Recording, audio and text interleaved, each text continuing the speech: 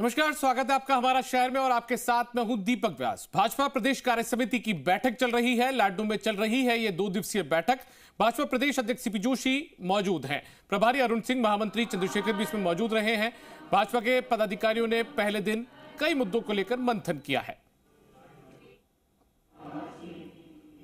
और ज्यादा जानकारी के साथ में विष्णु शर्मा हमारे सहयोगी लाइव जुड़ गए लाडू से। एक बार उनका रुख करते हैं। विष्णु, यदि पहले दिन की बैठक की बात करें तो क्या कुछ मंथन इस बैठक के अंदर किया गया, क्योंकि सामने विधानसभा के चुनाव भी है कुछ महीने बाद?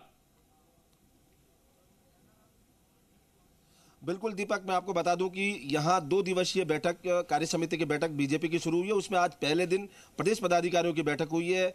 बीजेपी प्रदेश अध्यक्ष सीपी जोशी यहाँ बैठक में मौजूद थे, प्रदेश प्रभारी अरुण सिंह के साथ तो जो तमाम प्रदेश पदाधिकारी वो मौजूद थे और उन्होंने जो एक तरह से कहा जा सकता है कि आगामी विधानसभा चुनाव है उसमें सत्ता कैसे प्राप्त की जाए, इसको लेकर महामंथन 2 दिन तक रहने वाला है। आज प्रदेश पदाधिकारियों की बैठक में आगामी नरेंद्र मोदी सरकार को 9 साल हो गए हैं, उसके दौरान जो उनकी योजनाएं गांव-गांव ढाणी तक कैसे पहुंचे, उनका फायदा चुनाव में कैसे हो, इन पर मंथन किया गया है। अलग अलग टास्क यहां पर पदाधिकारियों को दिए गए हैं। मेरे साथ प्रदेश प्रवक्ता है रामलाल शर्मा, उनसे बात करते हैं। रामलाल जी, आज प्रदेश पदाधिकारियों की बैठक थी, क्या कुछ रहा, किस तरह से मंथन हुआ, आगे किस तरह आप लोग बढ़ेंगे? देखिए, आज प्रदेश पदाधिकारियों की बैठक के अंदर हमारे संगठन संरचना का काम था, उसकी समीक्षा की गई, कितना काम हुआ। तमाम पूरे 7 संभागों से जो प्रभारी थे उन्होंने जो अपनी रिपोर्ट दी उसके अंदर है कि 90% काम हमारा पन्ना प्रमुख का कंप्लीट हो चुका है।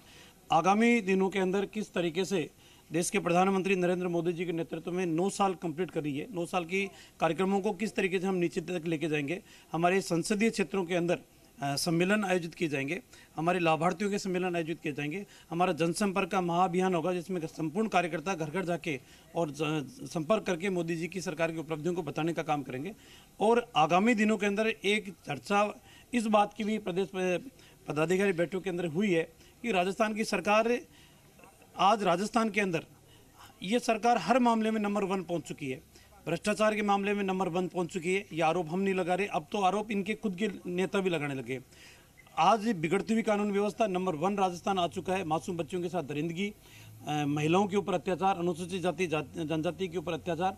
राजस्थान के अंदर जनता के मेहनत और पसीने की कमाई जो टैक्स के रूप में वसूल करती है उसको बर्बाद करने का काम इन राज शिविरों के अंदर किए रहे। जितना किराए के ऊपर इन्होंने सामान इकट्ठा किया है उसकी 3 गुना ज़्यादा कीमत किराएदार को चुकाने, मतलब मूल रूप से जो कीमत है उससे 3 गुना ज़्यादा कीमत ये चुकाने के लिए तैयार है। तो ये बहुत बड़ा भ्रष्टाचार है।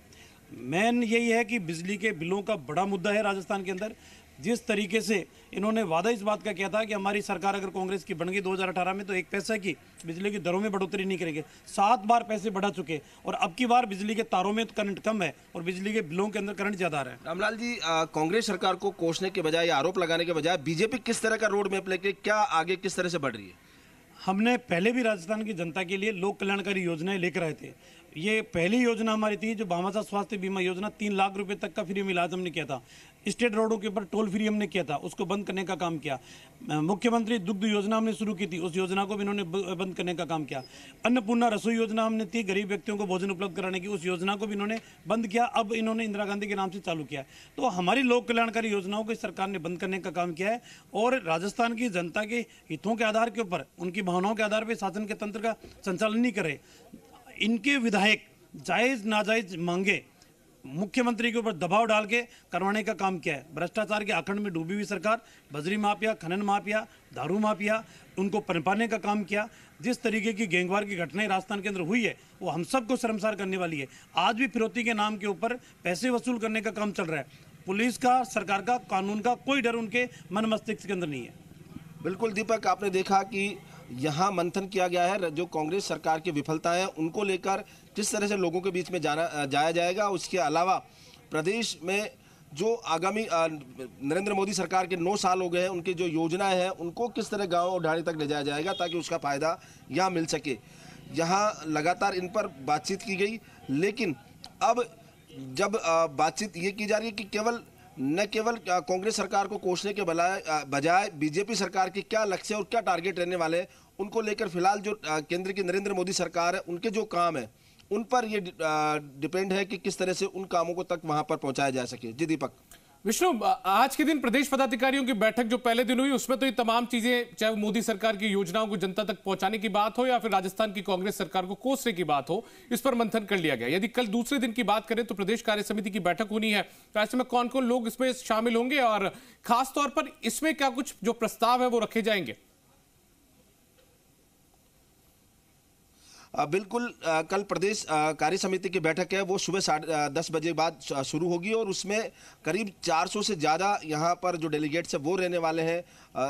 मेरे साथ रामलाल शर्मा, उनसे पूछते हैं किस तरह से बैठक में क्या क्या प्रस्ताव आने वाले हैं, कल क्या बैठक का जो प्रक्रिया वो क्या रहेगा। देखिए, सबसे पहले उद्घाटन सत्र होगा। उद्घाटन सत्र के अंदर हमारे पार्टी के वरिष्ठ नेताओं का मार्गदर्शन कार्यकर्ताओं को मिलेगा और उसके बाद के अंदर राजनीतिक प्रस्ताव भी पारित होगा और आगामी जो कार्यक्रम है उन कार्यक्रमों की रूपरेखा भी तय करके और जो प्रदेश के वरिष्ठ नेता है उनको भी जिम्मेदारी तय की जाएगी कि आगामी इन अभियानों के संयोजन के नाते आप उनका काम देखोगे।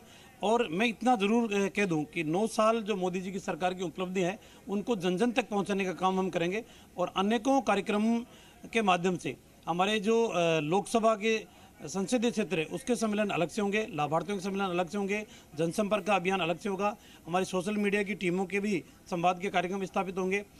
50 जो प्रतिष्ठित व्यक्ति हैं एक एक विधानसभा क्षेत्र के अंदर, उनसे भी हमारा संपर्क का अभियान अलग से चलेगा। तो उनके अलग अलग कार्यकर्ताओं को अलग अलग जिम्मेदारी दी जाएगी। कौन कौन प्रमुख नेता हैं जो इसमें बैठक में रहने वाले हैं और कोई विशेष सत्र भी होंगे? देखिए, प्रदेश के संपूर्ण नेतृत्व जो रहेगा ही रहेगा, उसके अलावा पार्टी के प्रदेश प्रभारी भी वहाँ मौजूद है। कल हो सकता है कि सह प्रभारी जी है वो भी कार्य समिति के अंदर उपलब्ध रहे।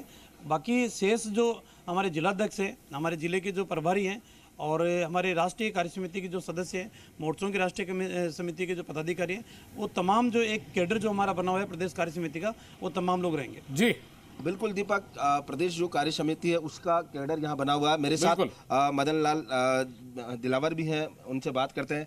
मदन दिलावर जी से, कल कार्य समिति होने वाली है, क्या रोड मैप रहेगा, किस तरह से आगे बढ़ेंगे आप लोग? अभी बैठ करके तय करने वाले, काफी तय हो गया है पर फाइनल शेप अप देने वाले। क्या योजना, क्योंकि एक कहा जा रहा है कि नरेंद्र मोदी सरकार के 9 साल पूरे हो गए, उन 9 साल के जो काम है उनको आगे तक ढांचे तक पहुंचाएंगे, तो केवल मोदी सरकार के 9 साल तक रहेंगे या कोई कार्य योजना भी अपन ने बनाई है कि पार्टी किस आधार पर आगे बढ़ेगी? देखो, पार्टी ने जो काम किए हैं, पार्टी की सरकारों ने जो काम किए हैं, उन कामों की जानकारी जनता तक पहुंचाना है। ये हमारा फर्स्ट स्टेज है। सेकंड स्टेज में हम और कार्यक्रम तय करके आगे काम करेंगे। और आज जो प्रदेश पदाधिकारियों की बैठक हुई उनमें क्या कोई ऐसा डिसीजन लिया गया कि क्या आगे क्या बढ़ना है, या केवल जो बैठक हुई इसमें 9 साल के लेकर ही जिक्र हुआ या कोई और अन्य बातें? अभी 9 साल की योजनाओं पर जिक्र हो रहा है और आगे भी हमारी बैठक जारी है। अभी केवल 15 मिनट के रेस्ट पर बाहर आए। चलिए।